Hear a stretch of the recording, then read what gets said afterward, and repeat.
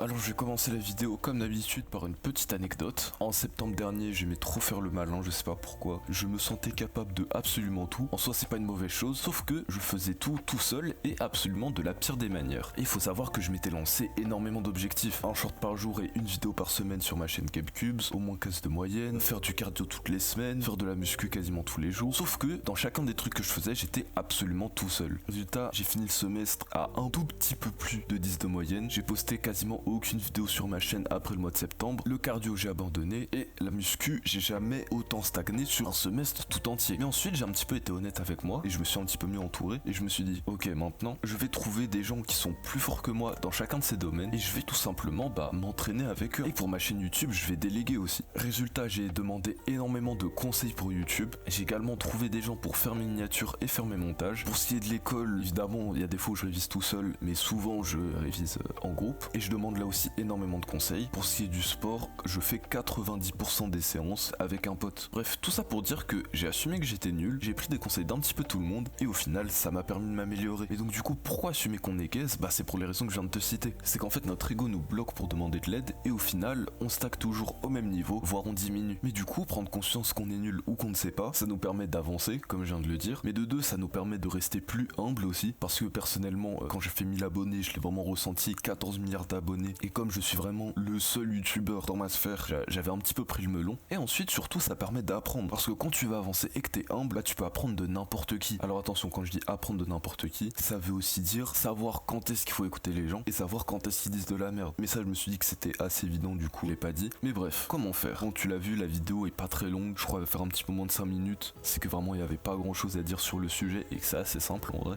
Tout simplement, dans un premier temps, il faut prendre du recul sur ce qu'on fait, parce que souvent quand on commence à réussir un petit peu des choses dans notre vie, même quand c'est des choses gaze, quand on commence à avoir vite fait des bonnes notes, quand on commence à avoir vite fait des pecs, quand on a mis l'abonné, des trucs comme ça, on croit qu'on a fini le jeu, pas du tout, ce n'est que le début. Ensuite, surtout, le plus important, il faut se comparer aux gens plus forts qui ont les mêmes objectifs que toi. Moi, c'est une erreur que j'ai beaucoup faite, c'est que je me comparais à des gens qui jouaient même pas dans la même cour que moi, parce qu'il y a un truc dont je me rendais pas compte, c'est que ok, j'ai eu 1000 abonnés plus ou moins rapidement, on va dire, genre un an pour 1000 abonnés, c'est à peu près dans la moyenne des gens, mais d'un autre côté, dans ma vraie vie, je suis le seul youtubeur, du coup, je jouais tout seul en fait, et ça, je me rendais pas compte, et c'était nul, c'était facile quoi. Alors que si je me comparais aux gens vraiment forts de ma niche, j'étais dans la moyenne et j'étais pas plus haut quoi. Et évidemment, dans un troisième temps, faut trouver des gens plus forts que nous dans chacun des domaines et leur demander énormément de conseils, parce que c'est comme ça qu'on avance en réalité. C'est pas en se renfermant sur soi, c'est pas en s'ouvrant à toute la terre, mais c'est tout simplement en demandant des conseils aux bonnes personnes au bon moment. Voilà, encore une fois, une vidéo assez simple et pas très longue. J'espère qu'elle t'aura aidé quand même. Si t'as des questions, vraiment, hésite pas, je suis là en commentaire. Et puis sinon, rends-toi fier chaque jour et puis salut.